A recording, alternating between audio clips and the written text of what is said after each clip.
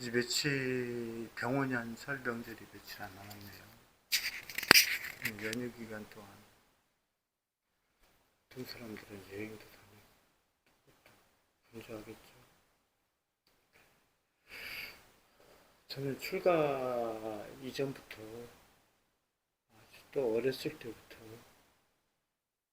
이렇게 뭔가 사람들이 막 기분이 들쭉날쭉해지는 이런 지금을 별로 좋아하지 않아서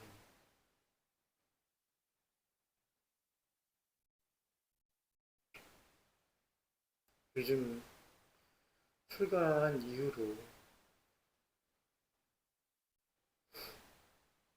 나를 붙잡는 것이 있어요. 나아가지 못하도록.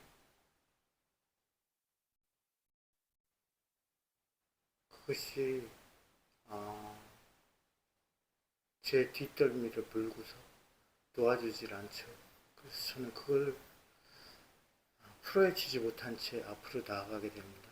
그것이 무엇이냐면 아름다울 수 있는 것을 아름답지 못하게 살았거나 아름답게 살 수 없는 것을 아름다울 수 없는 길로 아예 나아갔거나 그런 것들이죠. 그런 것들은 머리 깎고 스님이 되어서 스스로 수행생활을 이어감에 있어서 끊임없이 장애가 되죠.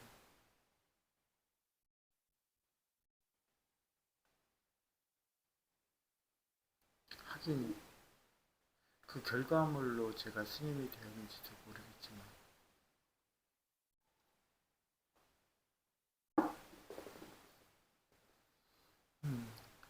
출가 이전에 그 아름답지 못함이 저를 끊임없이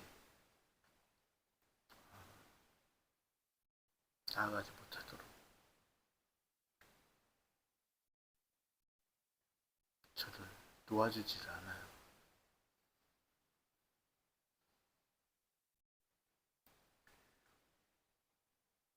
불교는 정말 어려운 종교예요. 부처님의 가르침 자체가 일반 대중에게 설한 것은 아니거든요. 일반에 오늘날에는 저한테 여러 가지 잡다한 상담이라든가 이런 것들을 하러 온단 말이에요. 근데 부처님께 그 당시에는 그런 일들이 많지 않았거든요.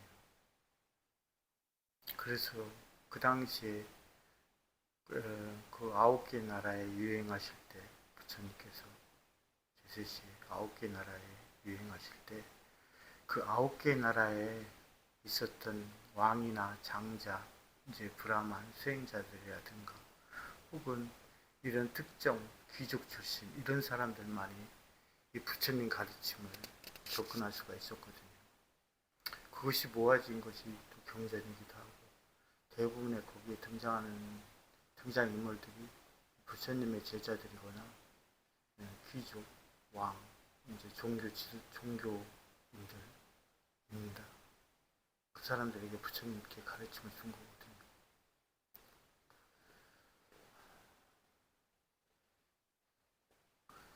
이 불교에 있어서 가장 그 근간은 조건지어짐이죠. 조건지어짐이라는 것은 참 무서운 거예요. 참 헤어날 수가 없도록 만들죠. 많은 사람들이 그 조건 속에서 뭔가를 창출하게 되거든요.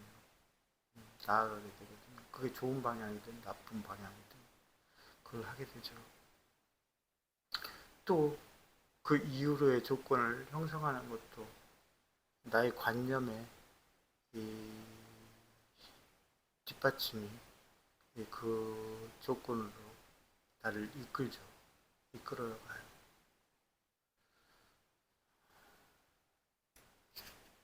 그런 면에서 이 부처님의 가르침은 나 자신에 대한 극대화하는 그걸 그 길을 말해주기 때문에 정말 힘든 종교예요. 그래서 법회에 다니면서도 늘 이 삶 속에서 어, 내가 부처님께 멀리 이제 가까이 한 번에 다가간다라는 생각으로 하지 않고 내가 할 수 있는 당장의 길을 얘기해 주곤 해요. 그럴 때, 그럴 때 거꾸로 회의감을 느끼곤 합니다. 가끔 사람들과 대화를 나누곤 하는데 그 사람이 나의 생각과 내가 얘기하는 것과 일치한다 해도 마찬가지고 불일치한다 해도 마찬가지예요. 일치하는 데는 두 가지가 있겠죠. 그래도 조금 내가 얘기하는 것과 실질적으로 어느 정도 부합된 내용을 갖고 있으면 내가 그것에 동조하는 것이 아니거든요. 동조하는 것이 아닌데도 좀 과하게 업되는 게 있죠. 가끔 뭐 내가 어떤 얘기를 하면은 누구를 어떤 것이 옳다라고 하면은 스님이 그렇게 보고 계셨군요 라고 얘기하거든요. 단 그것에 대한 평가를 얘기하는 것 뿐인데 상대는 그걸 한 단계 위로 생각을 하죠. 그래서 동감을 하곤 해요. 또 반대로 내가 얘기한 건 그게 아닌데 상대는 그거에 대한 내가 교감을 가지고 있다고 착각을 하곤 그걸 불러일으키죠. 반대로 내가 그것에 대한 교감을 갖고서 얘기해 주는데 그것과 교감하지 않다고 받아들이는 사람들이 있죠. 또는 내가 그것과 교감하지 못해서 거부감을 느끼는 사람도 있고 이렇게 네 가지 종류의 사람이 있단 말이에요. 그것들은 각각 그다지 좋지 않은 영향을 미치게 돼요. 사실 바깥 사람과 좋아하는 것이 그닥 달갑지는 않아요. 그런 면에서 끊임없이 법회라든가 뭐, 뭐 이런 것들을 하지만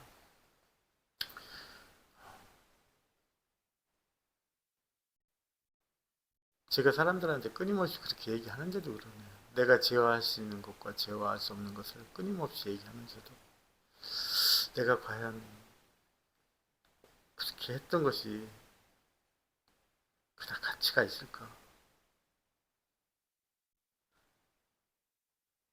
그것과 일맥상통하는 것이 바로 그거죠. 나는 과연 부처님 곁에 가까이 이르렀을까? 조금이나마. 이런 의문과 괴를 같이 하는 것 같아요. 그래서 바깥 사람들과의 이 어, 별로 의미 없는 접촉 이런 것들이 스스로 자괴감을 불러일으키곤 합니다.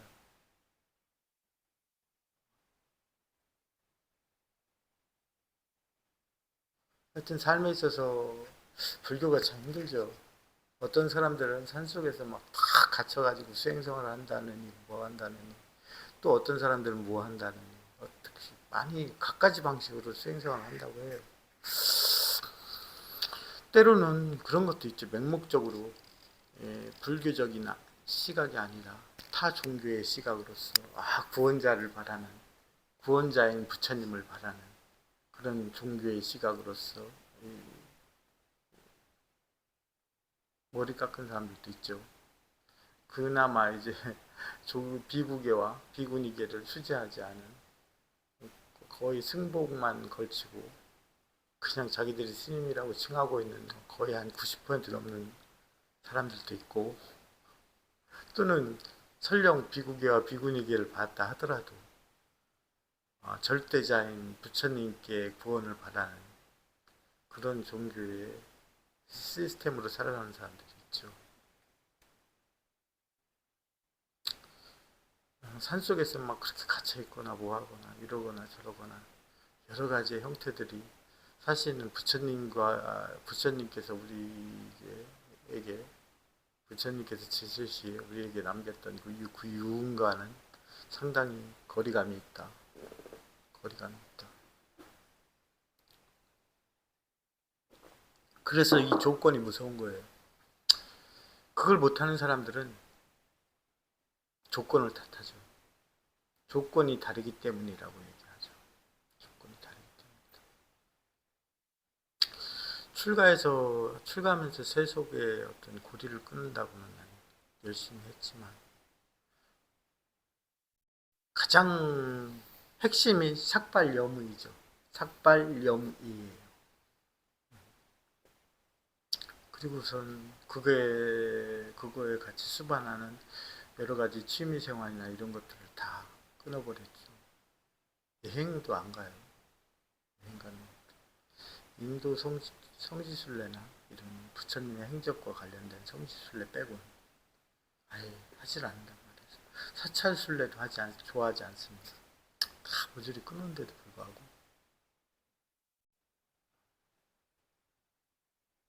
드러나지 않는다고 해서 그것이 존재하지 않는 건 아니거든요. 마치 앙금이 있으면 그 상대와 조우했을 때 그 앙금이 되살아나는 것과 같다. 그래서 그것이 내 내면에서 이렇게 드러나진 않았지만 감춰져 있는 거죠. 그것이 어떤 면에 있었냐면, 예전에 이 불교가 전 세계적으로 중흥된 게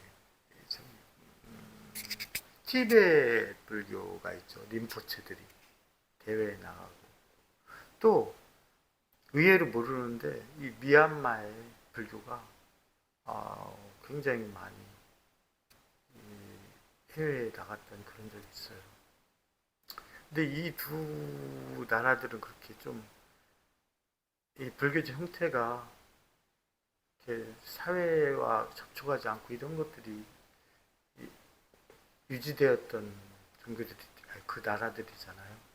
근데 이 림포체나 이런 사람들이, 혹은 이제 어느 정도 경제에 올랐다고 하는 사람들이 하나같이 미국이나 이런 데 나가서 엉망이 되어버리는 거예요. 그러니까 이게 내가 내면 속에 이렇게 드러났다고 해서, 드러나지 않았다고 해서 없는 게 아니다.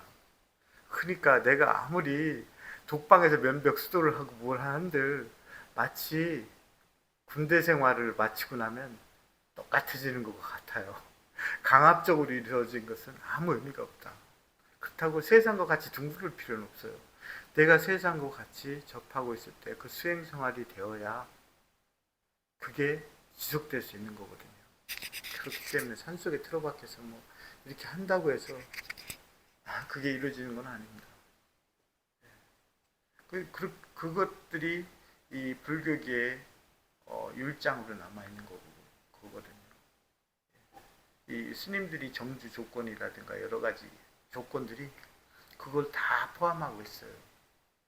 그래서 우리가 극단적으로 뭔가 이렇게 하고 뭐 한다 이런 것들은 사실 그다지 의미가 없어요. 왜냐면은 조건에 의해서 발생하기 때문에 그래요. 조건에 의해서 발생하기 때문에. 우리가 의식을 요즘 날에 아직도 그런 얘기를 하고 다니는 분들이 있는지 모르겠는데, 요즘은 의학이나 이런 분야가 굉장히 많이 발전했잖아요. 그런 사람들한테 그런 얘기 주장하면은 바로 공격 들어올 겁니다. 워낙 과학기술이 발전한 시대이기 때문에. 근데 그것 또한 부처님께서도 말씀하시지 않았던 부분이거든요. 의식이 유전한다. 이런 얘기를 그거는 이 찬나 비구가 얘기했던 거거든요. 찬나 비구가. 그래서 부처님께 꾸지람을 받은 거거든요. 의식이 유전하는 것이 아니다. 조건으로 해서 의식이 발생한다. 그렇게 얘기했는데 아직도 의식이 유전한다고 주장하는 사람들이 너무 많아요. 그래가지고 막 어떤 태어난 아기가 천재가 있고 막 이러면은 그 전생에 그걸 가지고 와서 그렇다 이런 정말 대단한 얘기를 하는 사람들이 아직도 있어요. 존재해요. 굉장히 많이 존재하죠. 또 사람은 뭔가의 현상이 있으면 그 현상을 어떤 의미를 덧대기 마련인 것 같아요. 그래서 그것 때문에 그런 것이 아닌가. 우리가 꿈을 꿔도 마치 이 꿈이 뭐하지 않을까, 뭘 얘기한 것이지 뭔가를 얘기한 것이 아닐까 이렇게 의심하는 것처럼 그런 것 같아요. 하여튼 돌이켜 보면 나의 출가 이전에 아름답지 못했던 부분, 저 자신을 올가매는 조건이 되어서 그것을 벗어나지 못하게 한다. 결국엔 그것을 벗어나지 못하는 것도 자신이지만 그렇게 된다. 그렇게 한다.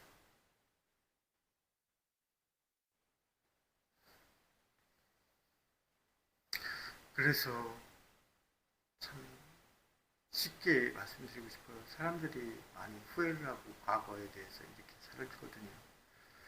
근데 그것으로부터 자유로울 수 있으면 좋은데 그것으로부터 실질적으로 자유스럽기 힘들어요. 그것이 드러나지 않았다고 해서 내면에 없는 건 아니니까. 그래서 아름답게 사셔라. 그런 말씀을 해드리고 싶어요. 사실 제가 스님이지만 불교를 믿고 따르는 그 모든 사람들이 다 그 길로 나아가는 도반이죠. 도반입니다.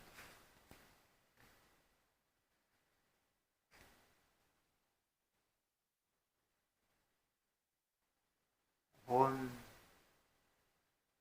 정확한 연대를 사실 확실하게 우리가 얘기를 할 수 없지만 부탁께서 인멸해 드신 지 2500년이 되는 이 즈음 우리가 부처님 가르침을 통으로 받아들여 가지고 그 불교를 대하기에는 사실 너무 어렵다. 너무 어렵다. 다만 우리가 살아가면서 실천할 수 있는 것들, 아주 작은 부분들, 그런 부분들을 실천해 나아가려고 할 때 그래도 부처님께 조금이나마 다가갈 수 있지 않을까 이런 얘기를 해드리고 싶어요.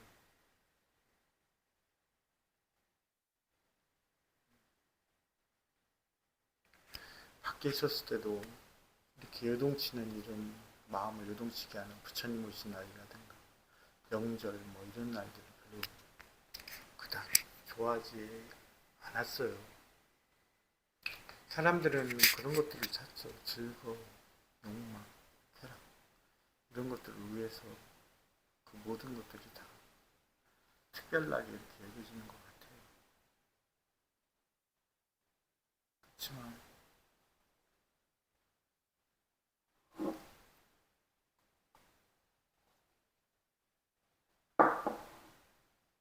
그 특별한 것이 나의 평범함을 고요를 깨버릴 수 있다. 어려운 얘기죠. 그렇게 얘기해도. 부처님께 다가가는 것들은 우리가 불교계 학자들도 많고 불교에 대해서 박사를 학위를 가진 사람들도 많고 얼마나 배운 사람들이 많아요. 근데 그 사람들도 사실 그 사람들이 더 다가가지 않는 것 같아요. 너무 많은 부분은 알 필요는 없지만 아주 작은 부분들 그런 부분들부터 그냥 나에게 이 습관되어진 것처럼 만들 수 있어야 된다. 그런 것들이 나의 조건을 이루고 관념을 이룬다. 그 말씀을 해드리는 차원에서 아름다울 수 있는 지금 아름다워야 된다. 라고 말씀드리고 싶어요. 아름다울 수 있는 지금 아름다워야